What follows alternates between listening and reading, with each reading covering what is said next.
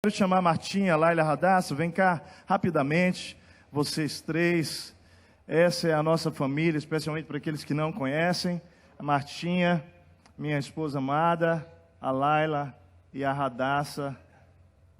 Queridos, eu queria, com a Marta e com nossas filhas, mais uma vez expressar a nossa gratidão pela vida de cada um de vocês, pelo amor, pelo carinho, pelo cuidado, pelas manifestações múltiplas de cuidado para com a nossa vida.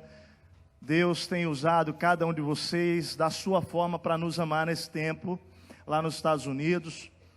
Nosso amor por vocês, ao invés de diminuir, ele tem crescido mais. O amor por essa terra tem crescido mais. Nós temos estado lá envolvidos com uma universidade, fazendo um curso de 8 meses de inglês, uma imersão. Laila e Radassa concluíram o curso delas já, do ano delas, elas já passaram, elas chegaram lá. Glória a Deus, é uma vitória muito grande mesmo assim, porque elas saíram daqui, a Radassa tinha terminado o 4º ano, e chegou lá no 5º ano, 2º semestre. A Laila tinha terminado o 6º, chegou lá no 7º ano, 2º semestre já. E nós tivemos conversa com as diretorias, pedindo para que pudessem aceitá-las realmente no 2º semestre, sem elas saberem nada de inglês, e dizendo que eles iriam se surpreender. Eles iriam se surpreender, que eles não iriam se arrepender. Falamos isso para as diretoras e colocamos a cabeça delas a prêmio, né? Não está tudo bem. É uma expressão de adulto, depois a gente explica. E para a glória de Deus, realmente para a glória de Deus, a gente falou isso, deixa eu dizer, não é porque só nós acreditamos nas nossas filhas. Nós sabemos que elas são alunas dedicadas, que Jesus está com elas para capacitá-las, mas a certeza é que Deus havia nos mandado para lá e iria capacitar-nos. E assim, Deus fez coisas lindas, porque no final do semestre as duas foram aprovadas, mas não apenas aprovadas. A Lailinha, ela recebeu o prêmio, 4% dos alunos de toda a escola da nossa cidade, da cidade toda de Fort Worth, foram escolhidos como melhores alunos. Da escola dela, ela foi a melhor aluna do 7th grades. Então assim, foi realmente assim um milagre. Ela não sabia nada de inglês, Deus foi capacitando. E ela ganhou uma medalha de honra e mais 3 outras medalhas de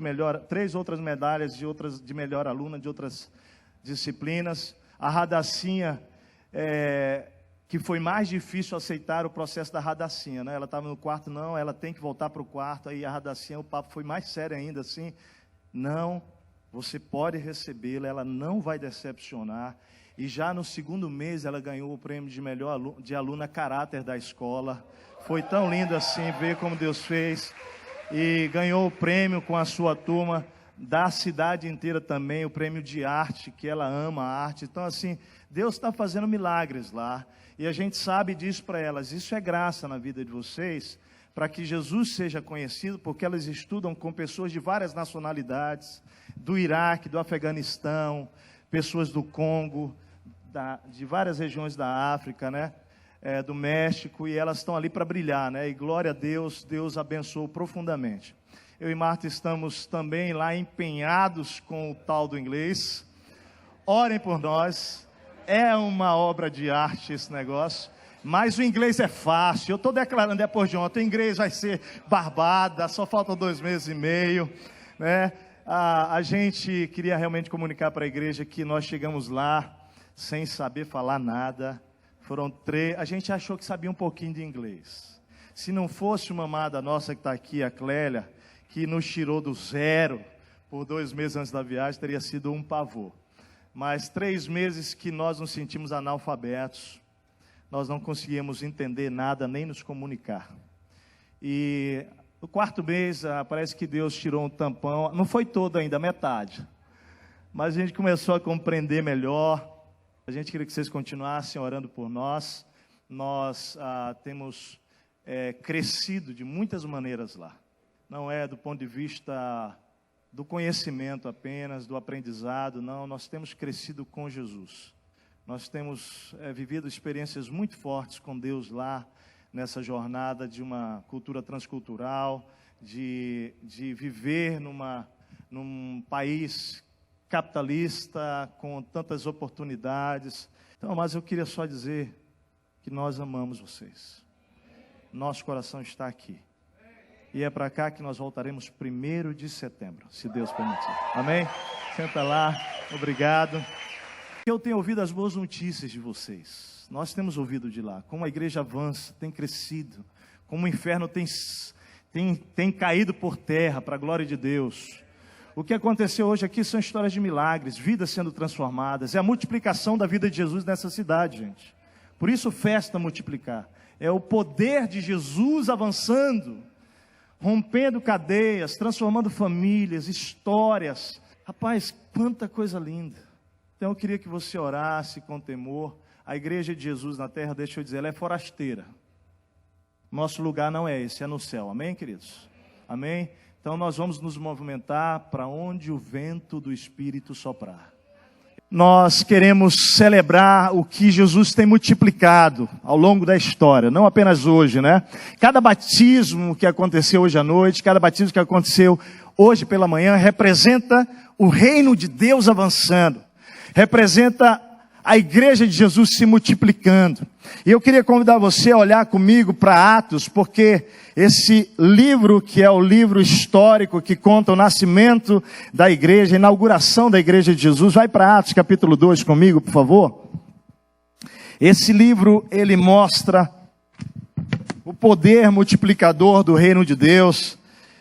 E nessa festa multiplicar, nada melhor do que olhar para o livro de Atos, que fala de multiplicação. Deus estabelecendo a nova fase do seu reino através da igreja de Jesus. Eu quero lhe dar um pouco do contexto histórico para você entender bem a passagem que vamos ler lá de Atos capítulo 2. Primeiramente, entender que Jesus, após a sua morte e ressurreição, Jesus vence a morte, né? A morte não o deteve. De maneira extraordinária, Jesus ressuscita no 3º dia. Ele passa então 40 dias com os seus discípulos, entregando a missão para os discípulos, que é a missão que nós estamos continuando hoje. Nesse momento em que em que Jesus vai voltar para o Pai, ser ascendido após aqueles 40 dias, ele diz para que os discípulos fiquem reunidos ali em Jerusalém, porque o Espírito seria derramado sobre eles, para que eles pudessem continuar testemunhando de toda a obra de Jesus, né? De todas as maravilhas e os feitos de Jesus. E para isso eles precisavam do poder do Espírito Santo, da presença do próprio Deus habitando neles. Para entender um pouco isso, o Espírito Santo até esse momento ele vinha e habitava na vida de algum profeta, rei, sacerdote, ou algum servo dele, para o cumprimento de uma obra específica, mas depois se retirava. Esse momento específico agora do livro que nós vamos ler, de Atos, capítulo 2, é o momento em que definitivamente o Espírito é derramado sobre todo aquele que confessar a Jesus como Senhor e Salvador da sua vida, mediante o arrependimento em fé e fé. Então, a partir desse momento, presta atenção, o Espírito Santo agora, ele é colocado, ele batiza a pessoa, ele é imerso na vida da pessoa, ele vem habitar no coração de todo aquele que reconhece que é um pecador, está separado de Deus, mas que pela fé crê que o sangue de Jesus nos purifica de todo o pecado e nos oferece a vida de Deus. A vida de Deus é o Espírito vivendo em nós. Amém, queridos? Então esse momento inaugural, ele é extraordinário. Ele é fantástico. E a maneira da igreja viver a partir de então é no poder do Espírito Santo. Essa forma de vida da igreja que nós vamos ver hoje, estudar à noite, ela vai atraindo a multidão de tal maneira que a Bíblia diz que só naquele momento, daquele evento do Pentecostes, que foi o cumprimento da profecia de Joel. A profecia de Joel era o seguinte, que eu derramarei sobre toda a carne o meu espírito. E aí, querido, não é só para o judeu. O livro de Atos, ele é um livro histórico, porque vai mostrando que o Espírito primeiro desce sobre os judeus, os 120 reunidos em Jerusalém, mas depois ele vai se derramando e se manifestando, por exemplo, sobre os samaritanos, que era um povo rejeitado pelos judeus. Os judeus desprezavam. E aí você vai ver no capítulo 8 de Atos que o Espírito chega lá com a perseguição. Os discípulos são dispersos, exceto os 12 que ficam lá em Jerusalém, todos os outros são dispersos. E aí Filipe desce para a região de Samaria, e lá tem todo aquele milagre lindo que até o mago da cidade se converte, ou acredita que se converte, só Deus sabe o que aconteceu com aquele mago, né? Mas há uma experiência extraordinária. Então depois a gente vai ver rompendo Jerusalém, Judeia, Samaria, e aí você lê Atos e vê entrando nos gentios. Cornélio capítulo 10, já é agora o evangelho chegando aos gentios. Então isso era realmente para o judeu que cria que o milagre, que o Espírito, que esse negócio de reino era só para eles, vai rompendo as fronteiras, e Jesus vai deixando claro que o Evangelho é para todo tipo de gente, de cultura, de situação socioeconômica, de realidade social. O Evangelho, Jesus, a graça, o perdão, é para mim, é para você. Amém? Agora, queridos, eu quero convidar você para então entender que quando acontece o derramamento do Espírito, que é Atos 2, é um evento meio que extraordinário, com sinais e maravilhas acontecendo. É tão espetáculo aquilo que acontece, se você ler em Atos 2, a Bíblia diz que os judeus que estavam ali, e pessoas de várias nações, eles começam a achar que os discípulos estão bêbados, porque o Espírito vem e aí línguas de fogo, que são idiomas, vêm sobre os discípulos, eles começam a falar, e aí a Bíblia diz que as nações presentes começam a entender na sua própria língua. Então o povo diz, esses caras estão bêbados, só que é 9 horas da manhã. E Pedro então olha para eles e se levanta, o apóstolo Pedro, e começa a pregar o Cristo, e começa a dizer para eles, olha, o Cristo que esteve entre vocês, que o próprio Deus testificou que ele era o Filho pelos milagres e as maravilhas que ele realizou, e que vocês bem sabem, esse Cristo vocês crucificaram. E Pedro então prega o Cristo vivo naquela manhã, um discurso extraordinário, uma pregação, e quando termina essa pregação, a Bíblia diz que 3.000 pessoas se convertem. Há uma multiplicação dos discípulos. É extraordinário. E o que nós vamos ler é o final do discurso de Pedro. Nós vamos ler isso agora. Queria que você entendesse esse contexto para entender o que vamos ler. E depois nós vamos ler como esta igreja, inaugurada ali com o Espírito, ela começa a viver. E é tão poderoso o estilo de vida daquela igreja, querido, mas tão poderoso, que os versículos subsequentes os versículos dizem que a maneira que eles viviam atraía a comunidade para Jesus. Ou seja, presta atenção aqui.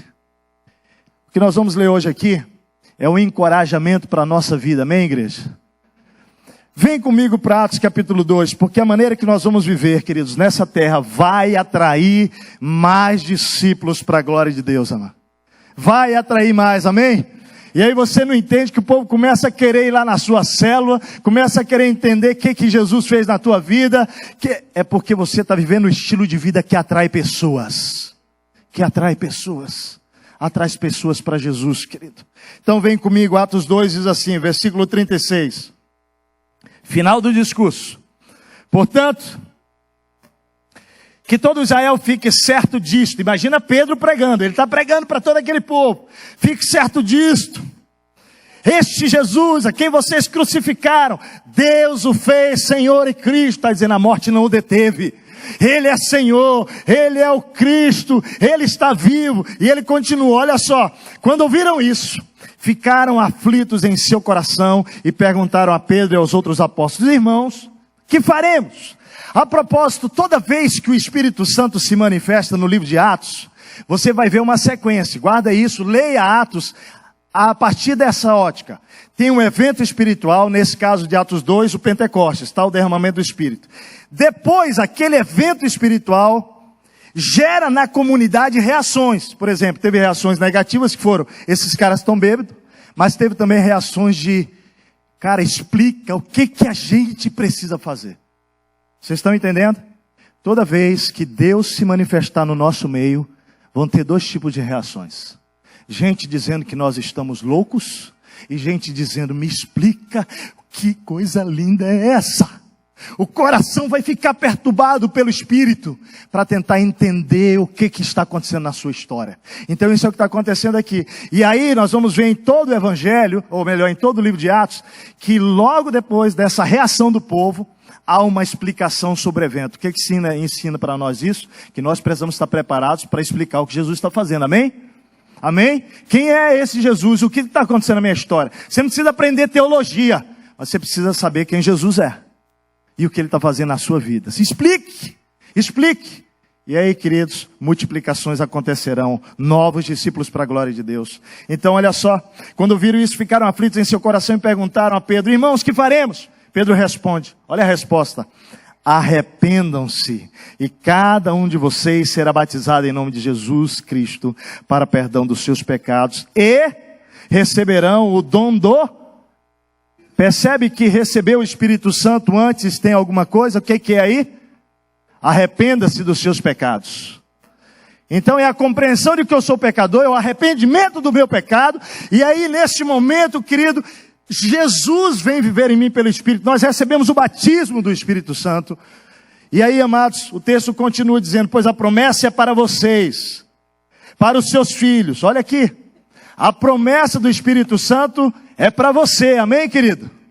É para os nossos filhos. Você pode dizer isso? A promessa do Espírito Santo é para mim. Mas o texto diz assim, é para os seus filhos também. Então diz assim, é para os meus filhos também. Quantos aqui têm filhos? Meu amado, ore pelo seu filho se ele não tem, porque a promessa do Espírito Santo é para você e é para os seus filhos. Agora olha o texto, diz mais, e para todos aqueles que estão longe. Oh, glória a Deus. Está entendendo que o Senhor Jesus não é exclusivista? É para mim, é para os meus filhos, é para os que estão longe, é para todos aqueles quanto o Senhor chamar. E eu não sei para quem ele chamou, né? Então é para todo mundo. E deixa que ele faz esse negócio. Amém? Amém, gente? Então continua olhando o texto. Pedro diz isso. Aí com muitas outras palavras ele advertia a multidão e insistia com eles. Olha essa frase agora. Olha a frase de Pedro. Salvem-se dessa geração corrompida. Meu amado, é extraordinário olhar para esse texto e entender que o Senhor decidiu enviar o Espírito Santo no momento em que a geração estava absolutamente o quê? Corrompida. Faz sentido? Será que tem propósito? Deus vai levantar um povo cheio do Espírito Santo no meio de uma geração corrompida. Nós estamos vivendo no tempo de uma geração corrompida. E cada vez mais, o que estão derramando na nossa sociedade de moralidade é lixo. Quando o Senhor levanta aquela igreja no meio dessa geração, há uma mudança no meio daquela sociedade. E eu quero olhar com você agora para o que acontece. Porque o que acontece aqui é o que eu creio que Deus deseja que aconteça hoje no meio dessa sociedade corrompida. Deus nos chama a viver esse padrão de vida. Nós não somos como o mundo. Nós estamos no mundo, mas nós não pertencemos a esse mundo. E nós estamos nesse mundo para salgar, para trazer sabor a esse mundo. Não é para condenar, porque Jesus, João 3,17, disse que eu não vim para condenar o mundo, mas para que esse mundo fosse o quê? Salvo por Ele. Jesus veio para salvar esse mundo. O mundo já está condenado, meu amado, presta atenção. O propósito de Jesus vir à terra foi para salvar. Porque o salário do pecado é a morte. Todos nós já estávamos condenados à morte. Jesus veio à terra para mudar o destino do homem. Por isso que a mensagem, a boa notícia, o bom evangelho, é que Jesus veio para perdoar os pecados e te dar salvação. Não foi para te mandar para o inferno. Essa mensagem, cara, tu vai para o inferno. Não, meu amado, nossa mensagem é que você vai se encontrar com Jesus. Se você entender que você está separado, mas que Ele mandou o Filho dele para pagar o preço do teu pecado, da miséria que eu ia ter que pagar naquela cruz. Jesus assumiu o meu lugar, foi castigado por meu pecado. Agora coloca a sua fé em Jesus, para que você seja salvo. E aí, amados, vamos ler agora o versículos 42 em diante. Eu quero convidar você para olhar comigo. Porque o versículo 40 diz, com muitas outras palavras, advertir e insistir com ele: salvem-se dessa geração corrompida. O final da pregação de Pedro é o seguinte: os que aceitaram a mensagem foram batizados. Naquele dia houve um acréscimo, uma multiplicação de cerca de 3.000 pessoas. Agora, imagina aquela multidão.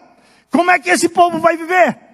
Qual é o padrão de vida? Qual é o padrão de relacionamento? Como é que esse povo vai lidar com dinheiro? Como é que esse povo vai lidar agora com a questão de fazer as coisas na força do braço? Como é que é isso? Agora olha comigo o versículo 42. Aí nós vamos ver que vida essa igreja começa a viver no meio da corrupção. Eles se dedicavam, versículo 42, ao ensino dos apóstolos. Olha lá. E a comunhão a partir do pão e as orações, todos estavam cheios de temor.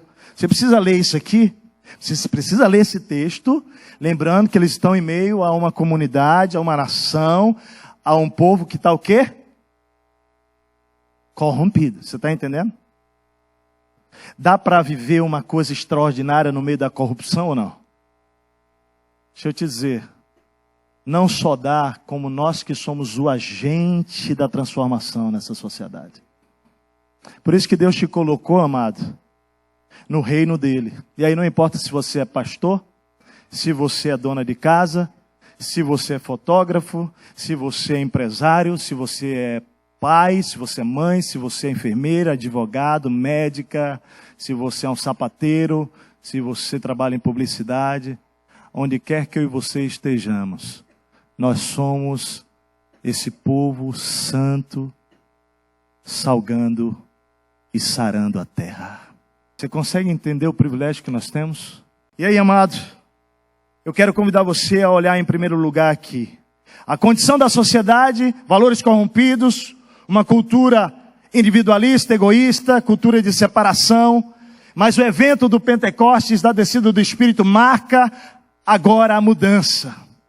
Nós precisamos entender, igreja, que quando o Espírito Santo, ela invade, governa, reina a minha vida, sua, como povo de Deus, a glória dele passa a envolver a minha vida e fazer diferença na sociedade.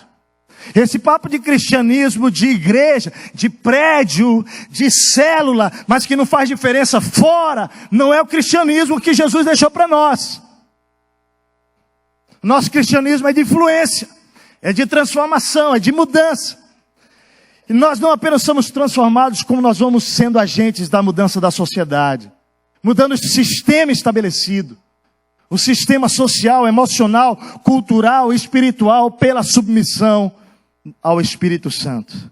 Então quero olhar com você e perceber como Deus fez isso lá na igreja primitiva. Em primeiro lugar, eles vão viver um novo padrão de ensino, de conceito, de valores, de princípios.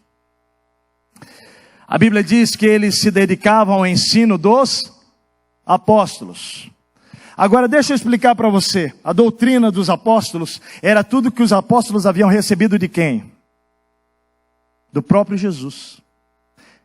Eram os valores do reino que Jesus tinha vindo inaugurar. E que por 3 anos, quase 3,5 ou 4, eles estão recebendo na comunhão com Jesus. E agora, queridos, eles estão transmitindo, eles estão sentando de casa em casa e eles estão repartindo os valores do reino. Você quer um pouquinho disso? Se você quer entender um pouquinho dos valores do reino aqui, abre a sua Bíblia no Sermão da Montanha, Mateus capítulo 5 a 7. Você vai ver um pouquinho do que a gente está dizendo da doutrina dos apóstolos, que é o que Jesus estava ensinando para eles. Era o conceito dos valores transformados. Novos valores, novos pensamentos, nova motivação. Era a mente de Cristo sendo inserida nos discípulos, amado. eles começam a viver nessa dimensão. Por isso que a gente precisa entender que quando a gente está reunido em célula, quando a gente está numa comunidade, quando a gente está convivendo e falando sobre as coisas espirituais, amado, não é fofoca que tem que rolar lá, não. Quando a gente está no discipulado 1 a 1, o papo, sabe qual é? É transmissão de valores do reino. É checando a vida, é abrindo e dizendo, amado, mas olha aqui a Escritura, olha aqui Jesus, olha aqui o que a palavra diz, olha aqui como é que é para lá, amado, não é para lá, isso aí é coisa da nossa cabeça, não, é aqui, ó. E o Senhor vai transformando os nossos valores, Ele vai mudando a nossa cultura, Ele vai transformando, é incrível, incrível. À medida que você vai ouvindo as histórias de cada pessoa que vai sendo convertida a Cristo, quando elas começam a dizer, cara, eu fazia isso, e de repente, quem mandou você parar de fazer? Não, é a presença do Espírito que vai, que vai dizendo, cara, isso aí não combina mais. O cara era picareta, o cara dava migué, o cara pegava nota a mais, mas agora quando a pessoa pergunta, e aí, quanto é que você quer de nota? Ele sabe que ele comeu lá com 30 reais ou 50 reais. Ele não vai dizer, faz uma nota aí de 80. Ele não consegue mais dizer, porque agora, os valores do reino de Jesus estão sendo impregnados nele. Olha o que diz lá em Efésios capítulo 4, olha comigo lá, versículo 25 a 32. Diz assim, quanto à antiga maneira de viver, vocês foram chamados, ou melhor, vocês foram ensinados a despir-se do velho homem, que se corrompe por desejos enganosos, a serem renovados do modo de pensar, e a revestir-se do novo homem. Ou seja, antes de Cristo eu vesti uma roupa. Essa roupa ela foi envelhecendo pelo pecado, mas agora eu me encontrei com Cristo. Aquela roupa ela é tirada de mim, eu recebo uma nova roupa que é a vida do Espírito. E agora, meu amado, o padrão dessa vida é diferente. Antes eu fedia pra caramba. Agora eu cheiro um cheiro que é o cheiro de Cristo. Você está entendendo o que é que acontece no reino? A gente começa a ser transformado. O texto vai dizendo ali, portanto, cada um de vocês agora deve abandonar a mentira e falar a verdade ao seu próximo, pois todos somos membros de um mesmo corpo. Gente, Jesus começa a mudar. Se tem uma coisa que todo mundo é mentiroso. Desculpa, deixa eu melhorar a frase. Não quero ofender ninguém. Todo mundo, até conhecer a Cristo Jesus, tem uma tendência para mentir. Melhorou, né? Mente mesmo, não é tendência. Mente. Quantos aqui podem confessar que antes de Jesus mentiam? E depois de Jesus, quantos confessam que mentiram? Que esse troço da mentira de vez em quando tenta te pegar? Não, vamos ser honestos aqui.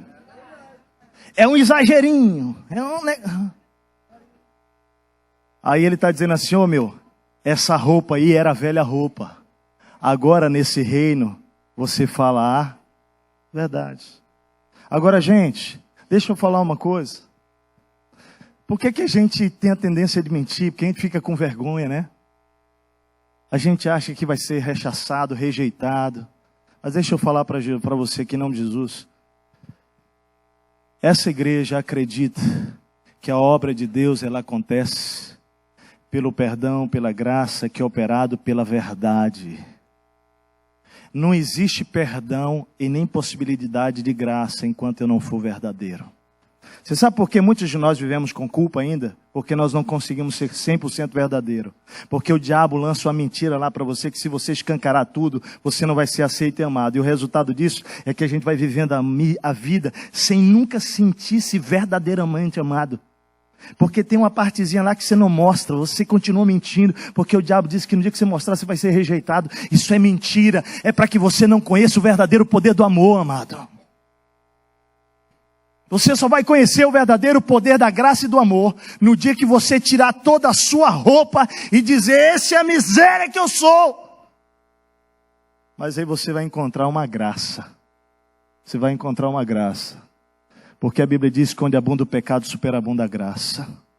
Queridos, nós temos que tomar uma decisão de tirar, de não voltar para vestir aquela roupa e dizer, não, Senhor, os meus valores são os valores do teu reino. E ele vai dizendo sobre isso, cara, olha, você precisa falar a verdade agora. E é simples, né? Deixar de mentir só tem um jeito, fala a verdade. Só tem esse jeito, não tem outro jeito.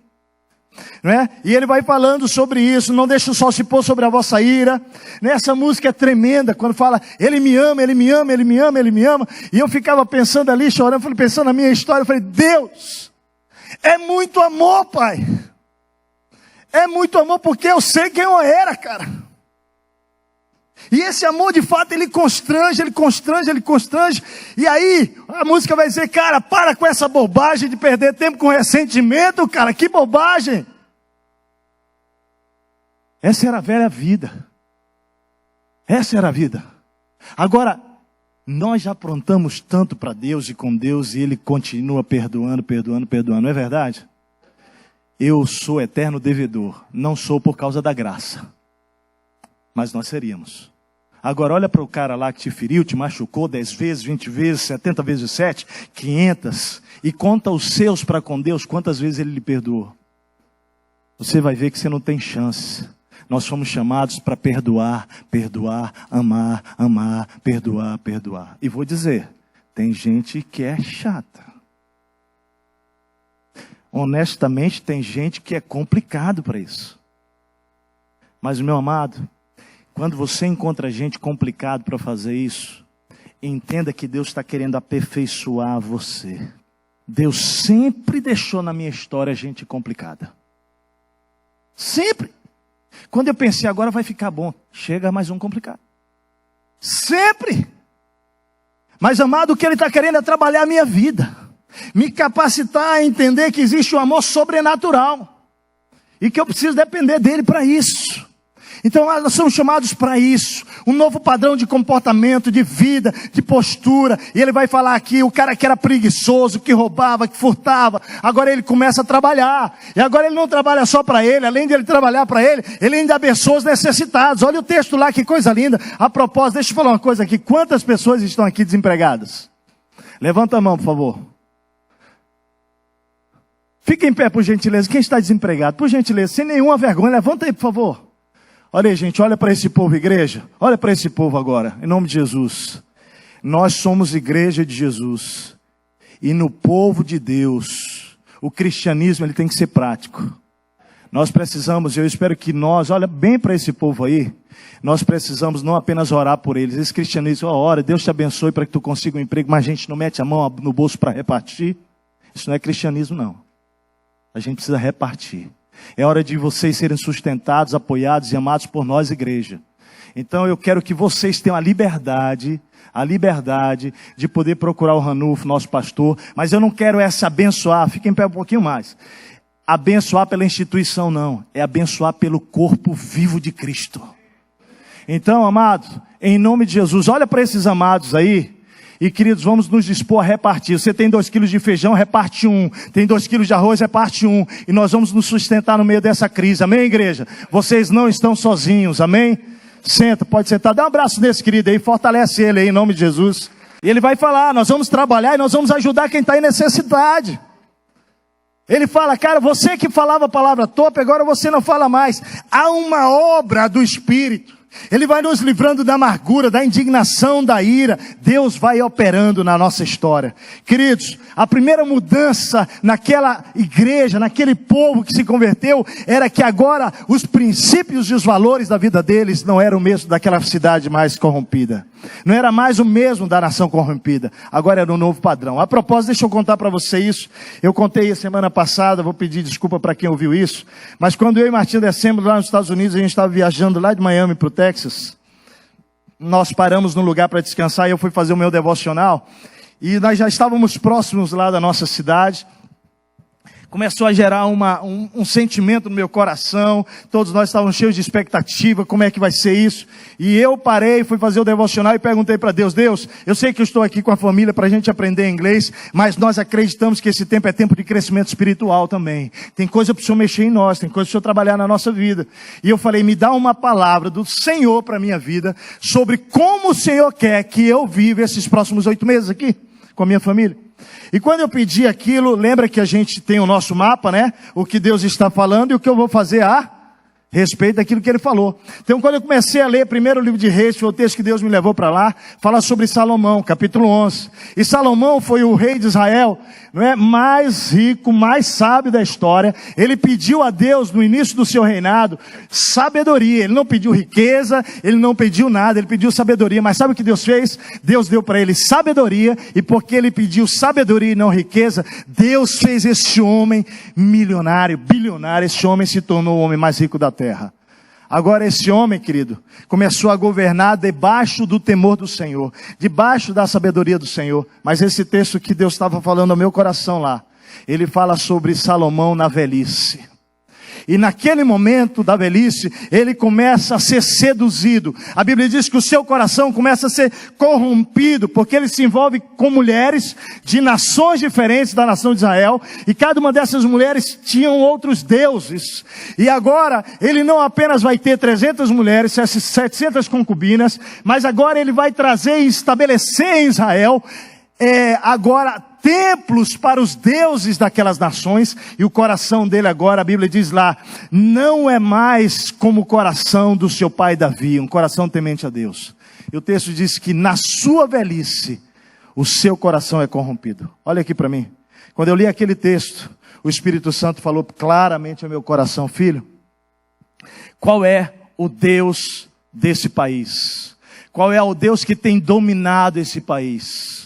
E na hora eu respondi para Deus: é o Deus Mamon, é o Deus dinheiro, é o consumismo. Na hora eu respondi isso. E Deus claramente falou ao meu coração: filho, a maneira que eu quero que você e sua família vivam aqui, é não se corrompendo com esse Deus. Aquilo foi forte no meu coração. Queridos, mas bateu com uma força, eu entendi, e o Senhor me leva para o texto que fala dele na velhice. Deus fala: esse ano você completa 45 anos, Tess. 24 de agosto eu vou fazer 45 anos.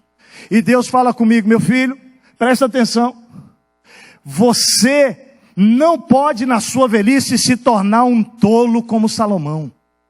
Porque na velhice nós nos tornamos mais o quê?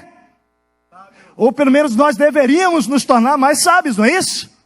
Agora o texto vai mostrar um homem que na juventude era sábio e na velhice se torna tolo.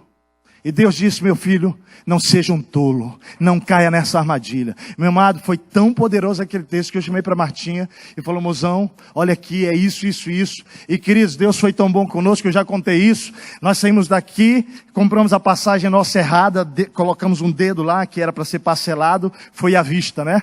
A Martinha que fez isso, viu? Mas eu assumo a responsabilidade, porque eu pedi para ela fazer e o homem tem que assumir a responsabilidade. Eu falei para ela: fica tranquilo, foi eu que pedi para você fazer, o negócio agora é comigo.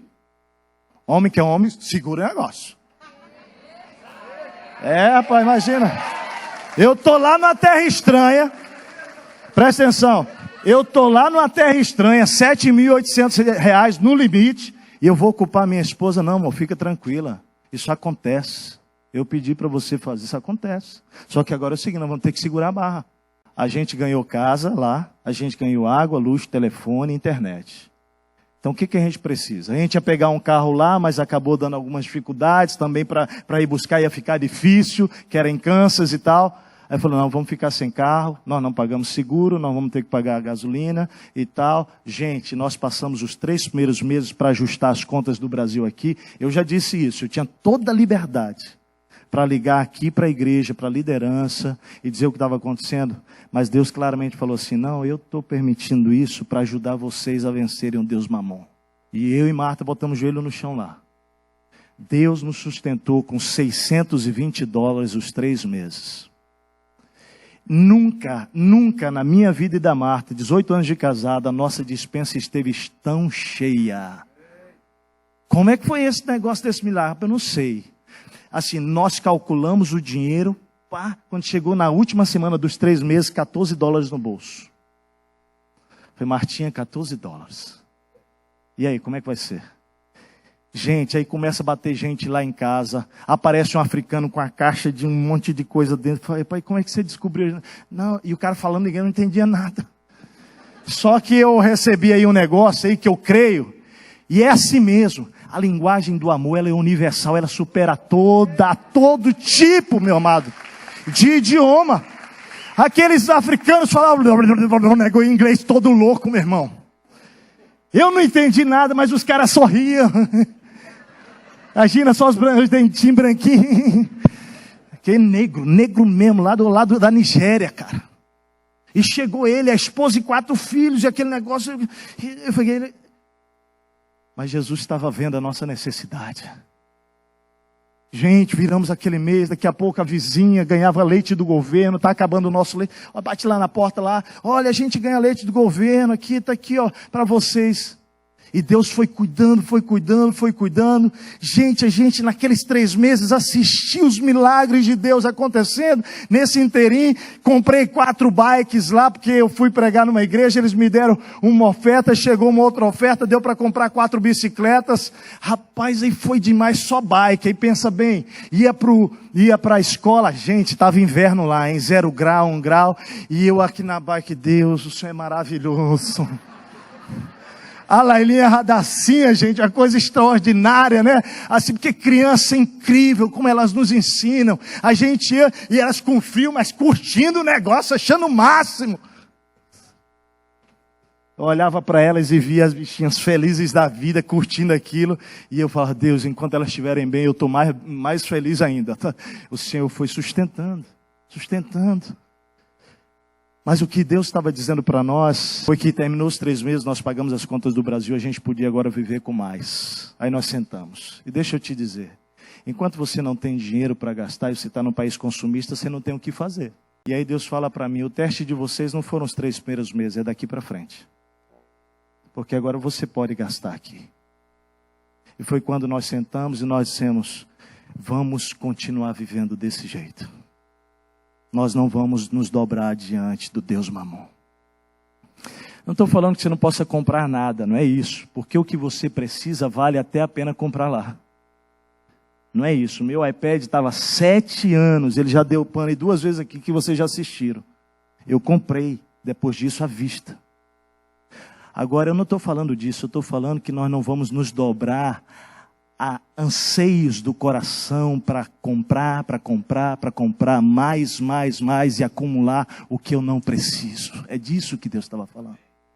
É isso que é ser dominado pelo dinheiro.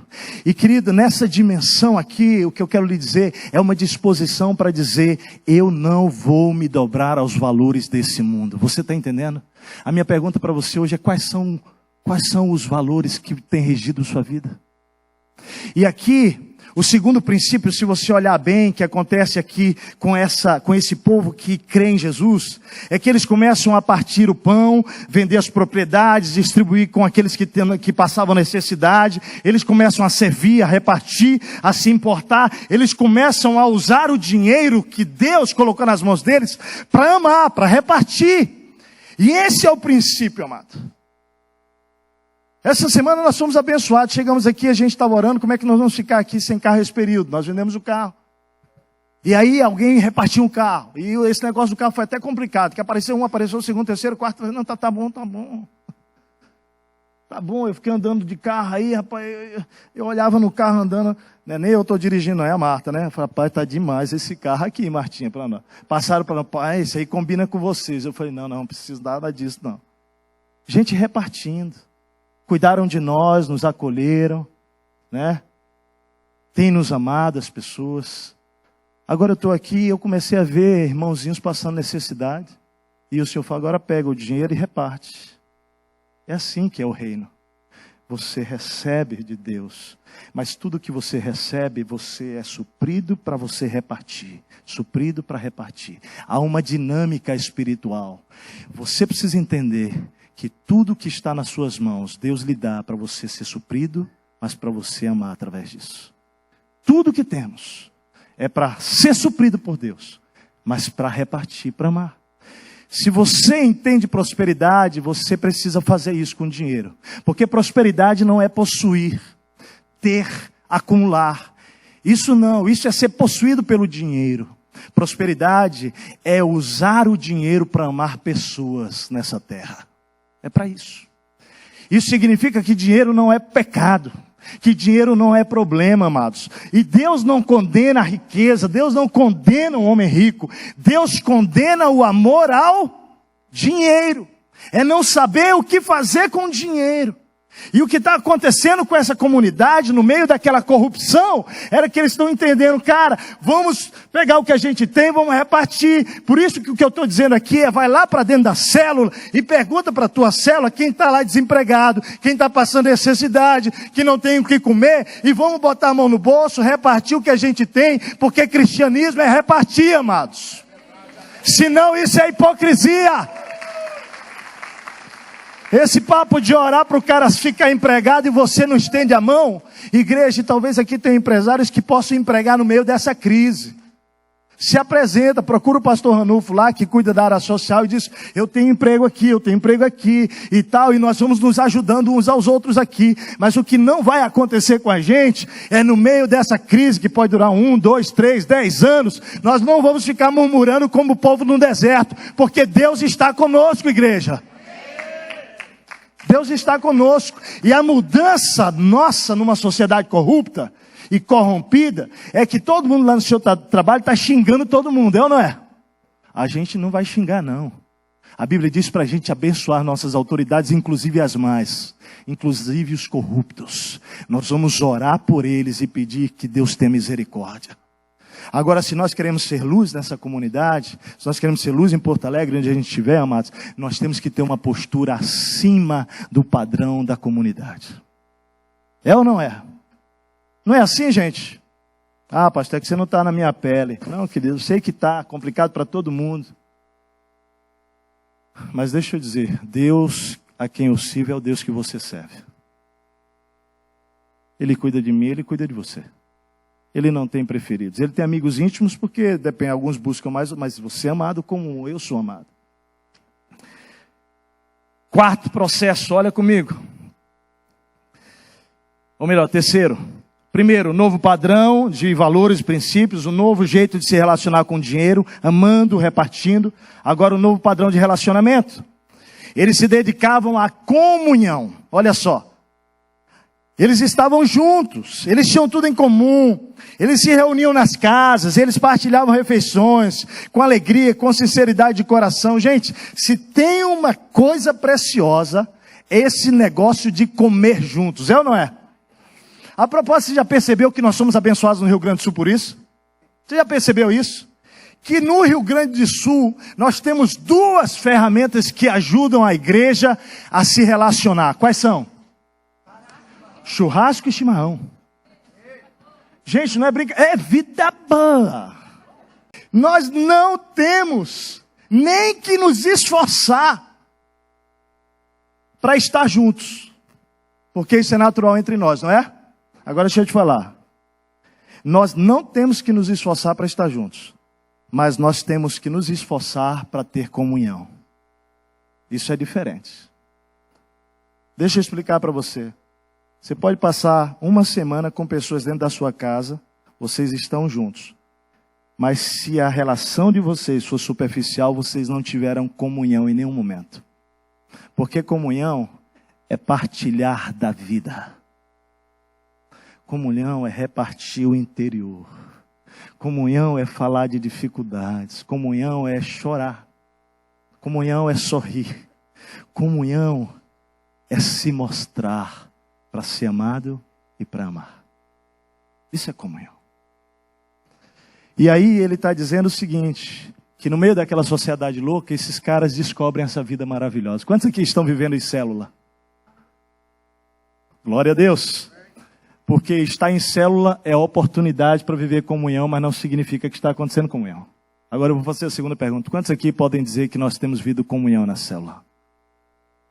Glória a Deus. Glória a Deus. E sabe o que acontece quando tem comunhão? O povo, ele começa a ser atraído. Porque, gente, comunhão é tudo isso que eu falei, mas tem um elemento lá profundo no meio disso, que é o elemento da fidelidade, é o elemento do amor incondicional, onde não há julgamentos. E aí, querido, quando o povo começa a viver esse negócio dentro da célula, começa a perceber, rapaz, esse povo aqui, eles falam a verdade, eles confessam pecados, eles mostram as dificuldades e ninguém julga e ninguém condena e eles choram juntos. O povo começa a achar que a gente é meio extraterrestre. Mas deixa eu dizer, essa é a primeira reação, ele fica desconfiado. Mas à medida que eles vão indo, eles vão percebendo que aquilo é verdadeiro, eles começam a dizer, eu preciso disso. Nós já estamos espalhados nessa cidade em várias casas, né? Em várias casas. Nosso alvo é terminar este ano com 150, né, células, casas abertas.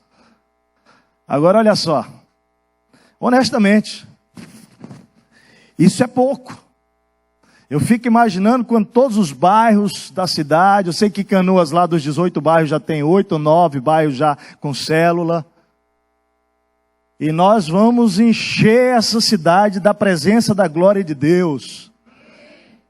Para que pessoas sejam atraídas para viver esse presente, que eu chamo o presente do amor.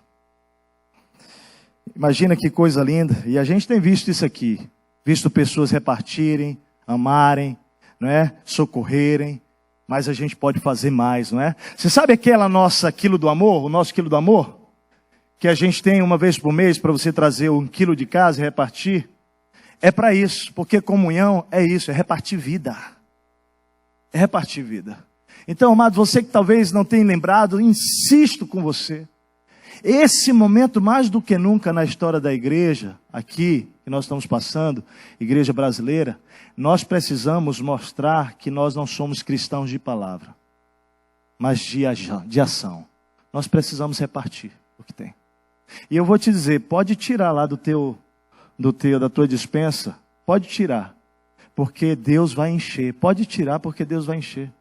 Pode tirar, porque Deus vai encher. No dia que eu ganhei aqueles negócios lá com a Martinha, eu falei, Martinha, agora vamos comprar 4 quilos de frango para aqueles africanos.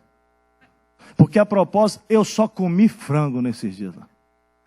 Gente, o que tem hoje? Frango. E amanhã? Frango. E depois frango.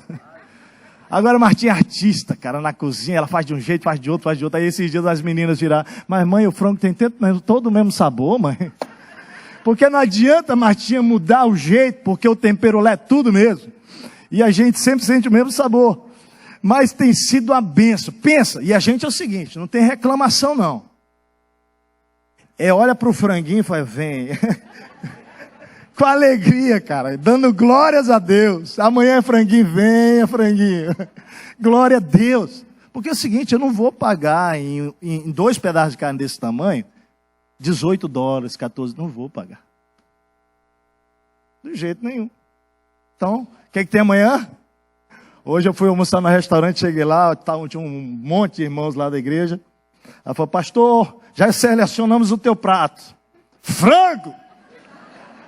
Faz isso comigo, não, rapaz. Aí eu comi a picanha, rapaz. Eu falava para Martinha, fica tranquila, só mais um pouquinho que nós estamos indo para o Rio Grande do Sul, vai ser costela e picanha. Oh, glória a Deus, terra boa nossa, né, gente? É bom demais essa terra. Mas amém, gente. Sabe o que estava acontecendo naquele povo? Intimidade. Você acha que o nosso mundo está precisando de um relacionamento íntimo sincero? De saber que você, olha só, que você se relaciona com essa pessoa não pelo que ela te dá, mas porque você o ama. Você acha que o mundo precisa conhecer isso, gente? Que a tua relação por ela é uma relação de amor desinteressado.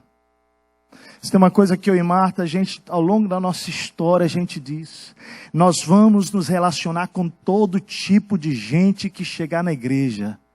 Desde do mais simples, humilde, pobre, miserável, ao mais rico. Mas o que eu nunca quero saber é o dízimo de ninguém na igreja, porque eu quero amar todos, sem saber o que eles são economicamente.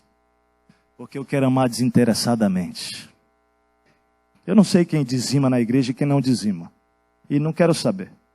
Porque isso é uma coisa sua entre o Senhor e você.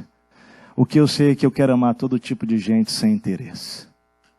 Porque eu quero que as pessoas sintam o que vem de dentro aqui. Ó. Não o que elas podem dar ou que não podem dar. Mas sim o que eu posso dar, que é o amor de Jesus. Essa igreja estava experimentando valores novos, princípios, um novo jeito de se relacionar com o dinheiro, intimidade, sentimento de família, transparência. Mas em último lugar, eles começam a entender que eles podem viver a vida agora numa outra dimensão de poder. Porque deixa eu explicar. Até eles receberem o Espírito Santo, eles viviam numa dimensão natural. Agora eles tinham a presença do Espírito para guiá-los. E a Bíblia diz que esse Espírito que vive em nós nos guia em toda a verdade. Ele nos dá sabedoria e Ele nos dá poder para enfrentar todo tipo de situação. Não importa o momento que nós estamos passando no Brasil. A gente fica ouvindo as notícias, assustado, triste no coração. Mas deixa eu dizer o seguinte: nós estamos como aqueles discípulos lá no barco no meio da tempestade. E a grande diferença é que Jesus, Ele está dentro do barco conosco. Quando nós andamos com o Espírito Santo, é isso. Não importa a tempestade que está batendo fora do barco, Ele está conosco, querido. Nós vamos atravessar a tempestade, fica tranquilo, pode demorar, mas o nosso destino, ele já está determinado, igreja. Não viva com a mentalidade humana natural. Nós estamos nessa terra, mas nós não pertencemos a essa terra. Nós pertencemos a um reino espiritual. Nossa cidade, ela é celestial. Então começa a olhar com o olhar de Jesus para essa situação. Nós precisamos entender.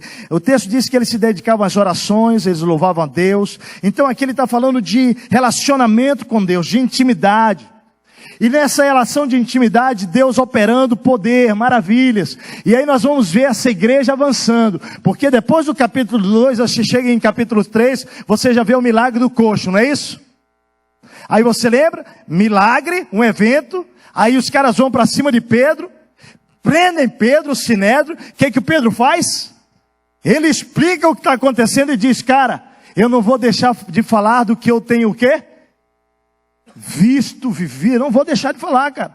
Porque importa mais agradar a Deus do que a homens. Vocês podem me matar. Vem então esse testemunho e depois você lê o texto lá. Mais uma vez acontece milagre de multiplicação. Pessoas são atraídas. Aí vem o capítulo 5, qual é o próximo evento? Capítulo 4, está mostrando a igreja repartindo tudo. Tanto é que Barnabé entrega aquele terreno, lembra? Aí no capítulo 5, chega lá Ananias e Safira. E aí vem um sinal poderoso do Espírito Santo, dizendo: olha, não, porque vocês mentiram ao... E aí o Espírito Santo está ensinando para aquela igreja que a dinâmica da presença dele traz poder para operar milagres, mas traz poder para operar justiça. Aí depois daquele processo da morte de Ananias e Safira, a gente vai encontrar o capítulo 6, né, os diáconos sendo estabelecidos para que os apóstolos se dedicassem à oração, ao ensino. E aí, gente, capítulo 7, vem todo outro discurso sobre toda a história, né, de Jesus. E o capítulo 8, final do capítulo 7, o apedrejamento de Estevão, lembra disso? Aí de novo, reação na comunidade, a igreja é perseguida, e aí eles vão para Samaria, pessoas se convertem, demônios são expulsos, ali o mago se converte. Capítulo 9, a gente vai ver a experiência do eunuco se convertendo. Então, gente, todo esse poder se manifestando em Atos, e os discípulos experimentando que agora eles vivem não mais na força mas na força do poder do Espírito Santo. Eu quero terminar. Porque depois de cada um desses eventos, a história é assim, e a igreja sendo acrescentada dia a dia. Sabe o que significa? Que no meio dessa geração corrompida que nós estamos, Deus está nos dando o privilégio de, no poder do Espírito Santo, viver um novo jeito de vida, novos princípios, novos valores. Sabe, aquilo que era, não é mais. Ele está dizendo: olha, eu tenho um novo jeito para você lidar com o dinheiro. O dinheiro agora não manda em você, você manda no dinheiro. Você não é mais escravo do dinheiro, o dinheiro é seu escravo, é seu senhor. E você agora usa o dinheiro para se suprir e para repartir, para amar. Você agora está aprendendo que, como discípulo de Jesus e o meu poder em você, você pode ter comunhão verdadeira com as pessoas. Ser amado e amar, ter intimidade, viver como família. Gente, se tem uma coisa linda, é você saber que na igreja de Jesus você nunca vai estar sozinho, porque a igreja de Jesus é a família de Deus. Amém, gente? Igreja, a propósito, vamos melhorar mais ainda nisso. Vamos melhorar mais ainda nisso. Como a gente pode melhorar? Chegou uma pessoa, entrou aqui, você não conhece? Pergunta. Como você pode servir, ajudar, de onde ela é? Sei que às vezes a gente fica com aquelas vergonhas. Ah, mas eu já estou aqui há muito tempo. E a gente fica com medo de pagar mico, né? Mas vamos nos entender, se a gente pagar mico. É melhor pagar mico a gente não receber bem. Amém, gente? Lá na célula a mesma coisa. Chegou alguém, acolhe, pergunta, abraça. Gente, nós estamos nessa cidade para mostrar que existe um amor. Ele tem nome, é Jesus. E por último, em Cristo nós somos mais do que vencedores. Todo o poder para viver a vida já está em nós. Amém, gente? Amém? Eu quero terminar dizendo que é tão lindo quando a gente vê essas manifestações de amor, de carinho, de cuidado, né? Deus tem feito tanto aqui, tanto aqui, tanto. Cada um de vocês tem expressado amor, tem expressado cuidado. Ontem eu vi tanta gente servindo esses 3 dias aqui. Lindo, lindo, gente amando, servindo, o amor sendo mostrado. Mas a gente vai sair daquela porta e é o mundo quem precisa conhecer esse amor. Amém, gente? Amém? Lá no seu trabalho. Mas a gente entender que nós estamos nessa terra, no meio dessa geração corrupta, para brilhar e para salgar. Queremos viver isso? Vamos ficar em pé. Levanta a sua mão bem alto. Deus está nos chamando, amado, mais e mais para ser como a igreja primitiva, no meio de uma geração corrompida, atraindo a sociedade para Jesus. Se você deseja isso, querido, faz essa oração comigo no seu coração agora. Diz: Senhor Jesus.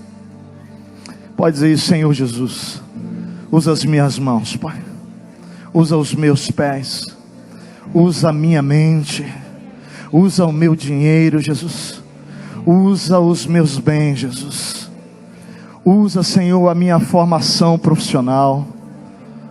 Usa o meu conhecimento, Jesus, para revelar o teu amor, Jesus, nesta cidade, no estado do Rio Grande do Sul, e por onde o Senhor me levar. Agora estende as suas mãos, queridos, sobre esses amados que estão aqui na frente, porque o Espírito Santo, nessa noite é dia de eles receberem o Espírito Santo. A Bíblia diz que quando aqueles que se arrependiam e criam no Espírito Santo, em Jesus, eles eram batizados com o Espírito Santo, querido. E o batismo no Espírito Santo é a vinda dele no nosso coração para habitar em nós. E agora nos dar o poder da própria vida de Deus, para que nós possamos viver com Jesus todos os planos que Ele tem. Você pode fazer essa oração agora. Repita essas palavras, diga: Senhor Jesus.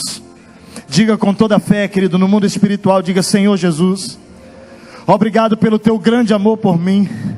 Obrigado porque tu me amas apesar de mim. Obrigado porque tu não olhas para mim como eu me vejo, mas tu olhas para mim com esperança. Tu olhas para mim com amor grandioso. Jesus, eu reconheço que eu sou pecador e que eu estou separado de Deus até este momento, mas hoje eu quero me arrepender. Se você se arrepende, diga isso: Senhor, eu quero me arrepender dos meus pecados. Vem perdoar-me dos meus pecados esta noite, Jesus, e com o teu sangue, Jesus, purificar, lavar o meu coração e tornar-me uma nova pessoa. Eu coloco a minha fé, Jesus, agora apenas em Ti. Eu não quero mais ser guiados por espíritos. Eu não quero ser guiados pela minha própria mente. Eu não quero ser guiados por santos, por imagens. Mas agora eu quero ser guiado pelo Espírito Santo de Deus. Diga isso: pelo próprio Deus presente em mim. Eu rogo isso agora, colocando a minha fé em Jesus. Em Jesus.